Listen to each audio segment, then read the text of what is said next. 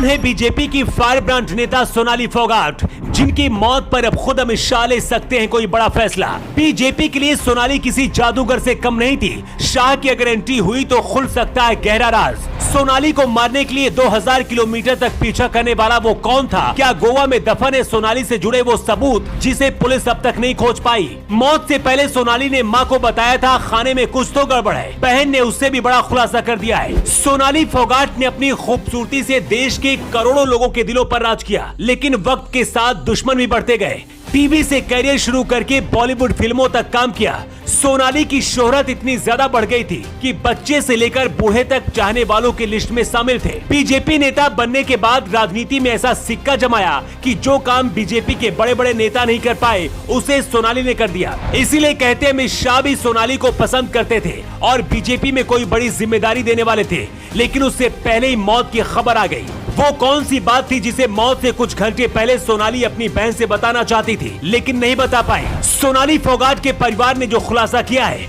उसे जानकर आप भी कहेंगे कि मौत हार्ट अटैक से नहीं बल्कि मौत की प्लानिंग पहले ही तैयार हो गई थी। सोनाली फोगाट 3 दिन के लिए गोवा गई थी, जहां उन्हें वीडियो शूट करना था। 25 अगस्त को शूटिंग पूरी करके घर लौटना था, लेकिन अचानक खबर आई कि दिल का दौरा पड़ने से सोनाली की मौत हो गई। सिर्फ 42 साल की उम्र में सोनाली की मौत हो जाएगी और गोवा से जिंदा लौट कर नहीं आएंगी, इसका अंदाजा किसी को नहीं था। सोनाली की तरह ही आज से करीब 6 साल पहले उनके पति संजय फोगाट की भी संदिग्ध हालत में मौत हुई थी, लेकिन इस बार सोनाली की बहन रेमन फोगाट ने जो खुलासा किया है वो सनसनीखेज है।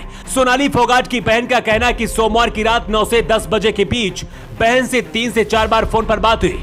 सोनाली बहुत डरी हुई थी और कुछ बताना चाह रही थी, लेकिन बता नहीं पाई और कहा था कि घर लौटकर सब कुछ बताऊंगी। हरियाणा की रहने वाली सोनाली फोगाट राजनीति में आने से पहले एक्टिंग, एंकरिंग और मॉडलिंग के पेशे में अपना नाम बना चुकी थी। 2019 में बीजेपी में शामिल हुई। बीजेपी ने हरियाणा की आदमपुर सीट से चुनाव लड़ाया था, लेकिन कांग्रेस नेता कुलदीप बिश्नोई से चुनाव हार गई थी। बाद में सोनाली फोगाट ने कुलदीप बिश्नोई को ही बीजेपी में शामिल करा दिया था। कुलदीप बिश्नोई इस बार इस सीट से अपने बेटे को चुनाव लड़ाना चाहते थे और सोनाली फोगाट भी खुद को दावेदार मान रही थी। सोनाली फोगाट का पीए सुधीर सांगवान पर भी परिवार ने शक जाहिर किया है। सोनाली की बहन का कहना है कि आखिरी रात जब सोनाली से बात हुई उस दौरान फोन पर पीए सुधीर सांगवान की आवाज सुनाई दे रही थी। सोनाली की मौत की जानकारी देने के बाद सुधीर सांगवान ने फोन काट दिया और उसके बाद 50 बार फोन करने के बाद नहीं उठाया। अगर सोनाली की मौत हार्ट अटैक से नहीं हुई तो इस बात का भी शक है कि क्या सोनाली के पीछे हरियाणा से ही किसी को 2000 किलोमीटर दूर